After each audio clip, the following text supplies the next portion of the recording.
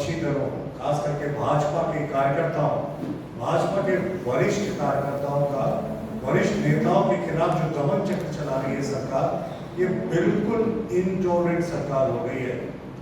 और पुलिस जो है वो जनरल न्याय की पुलिस की तरह काम कर रही है, यानी जो मर्जी आता है वो करती है। अपने हुक्मरानों की सैल्यूट बजाने के लिए, हुक्मरानों के हुक्म की तामीर करने के लिए वो लगातार इस तरह के कार्य करती है जो कानून सम्मत भी नहीं है।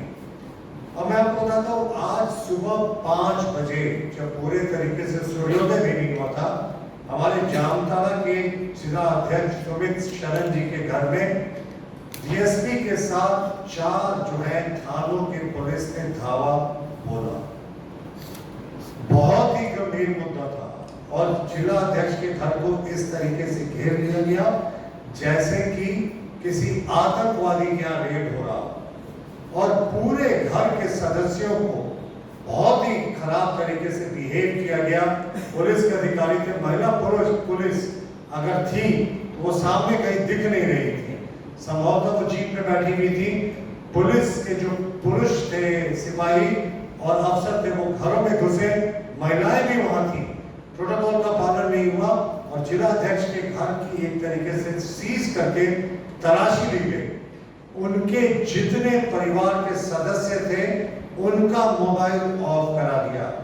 तो कहीं ना कहीं ये जो पुलिस का दमन चक्र है, ये सारे नियम कानून विरोध है। हम इसका कड़ा प्रतिकार करते हैं। इसके पूर्व भी फर्जी एफआईआर हुआ था भारतीय जनता पार्टी के जामताड़ा जिले के 8 प्रमुख नेताओं पर, उसके खिलाफ भी हमने प्रदर्शन किया था, पुतला फूका था। और इस पूरे मामले की मैं पृष्ठभूमि आपको बताता हूँ कि जामताड़ा सदर अस्पताल में एक महिला थी, गरीब परिवार से आती थी, रीना देवी, और उनके गर्भवती बच्चे की प्रसव के दौरान मौत हो गई। उस समय उनके परिजनों ने डॉक्टरों पर लापरवाही का आरोप लगाया था। भारतीय जनता पार्टी के माननीय प्रदेश अध्यक्ष आदित्य साहू जी के निर्देश पर कमेटी गठित हुई। माननीय जो हमारे महामंत्री हैं अमर मौर्य जी के नेतृत्व में कमेटी गई। कमेटी ने जांच रिपोर्ट भी सौंपी, सभी पक्षों से बातचीत की। हमारे जो प्रदेश के उपाध्यक्ष पूर्व सांसद सुनील सोरेन जी हैं, उनके नेतृत्व में भी जामताड़ा एसपी से मिलकर इस एफआईआर को उठाने की मांग की गई थी। देखिए, स्पष्ट मामला है कि उस दिन जो मौत हुई उसके बाद कुछ लोगों ने परिसर में तोड़फोड़ की। भारतीय जनता पार्टी के नेता कार्यकर्ता इस मुद्दे पर बहुत मुखर थे और पुलिस को बैकफुट पे आना पड़ा, एडमिनिस्ट्रेशन को बैकफुट पर आना पड़ा। ये माननीय स्वास्थ्य मंत्री जी का क्रेज दिला है।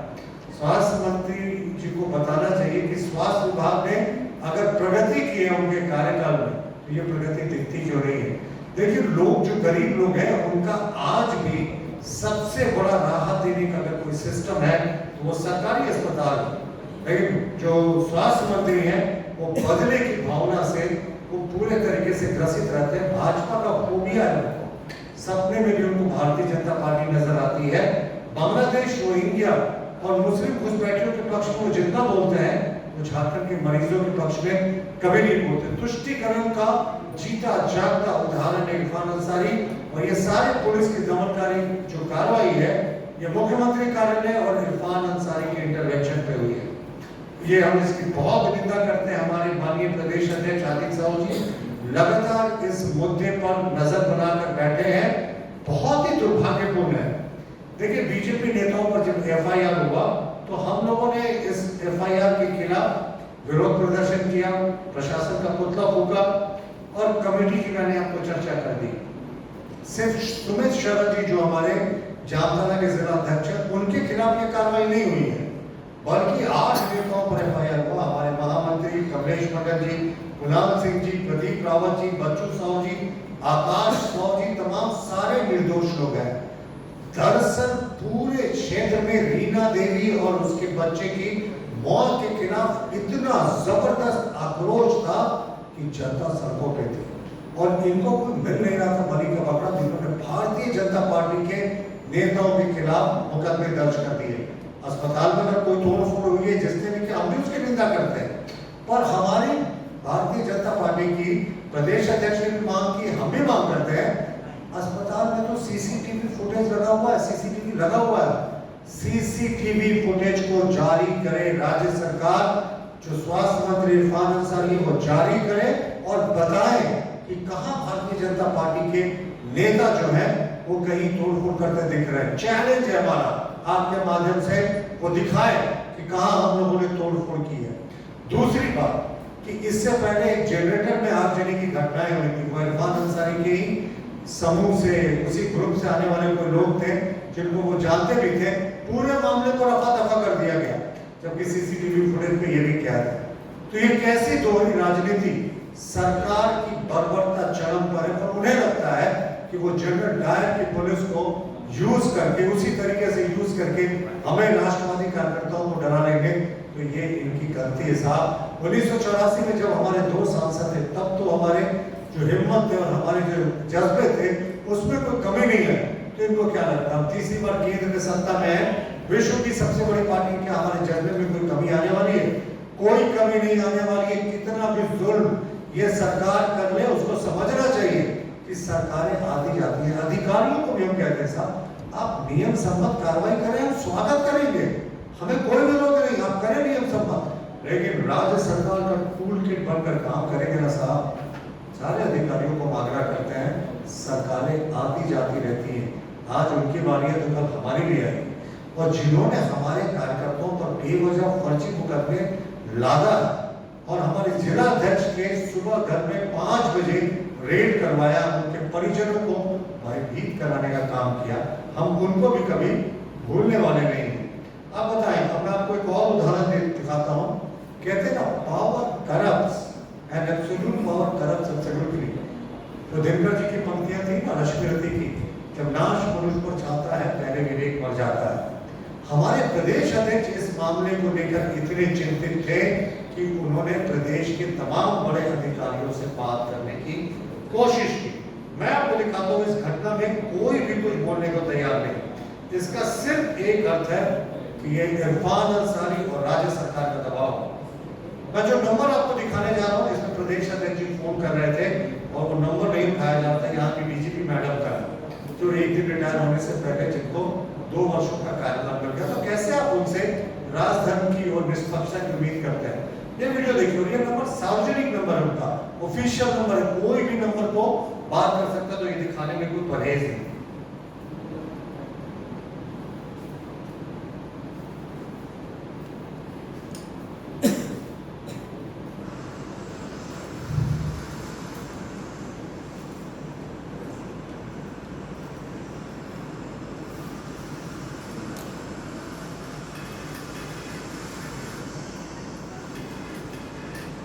ये हमारे प्रदेश अध्यक्ष अपने नंबर से फोन कर रहे हैं मैडम डीजीपी को, इस घटना के बारे में जानकारी लेने और अपना विरोध दर्ज करने के लिए। फोन नहीं उठा।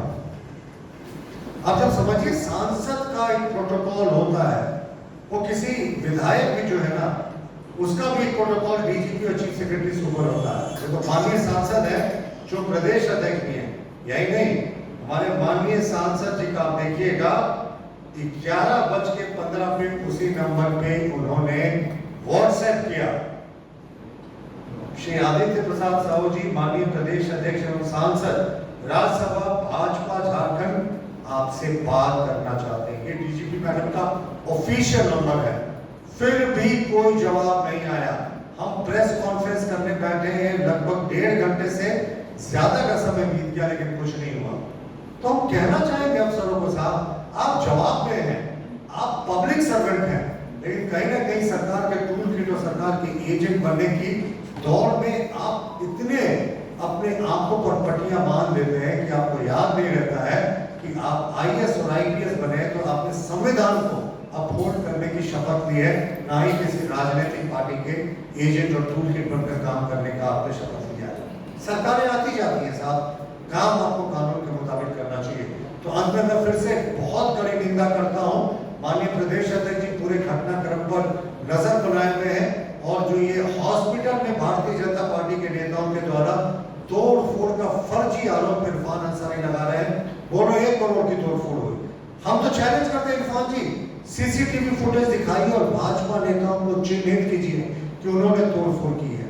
और जनता के आक्रोश को आप भारतीय जनता पार्टी के नेताओं को बलि का अगर बकरा बनाने की सोचते हैं तो ये कतई उचित नहीं है।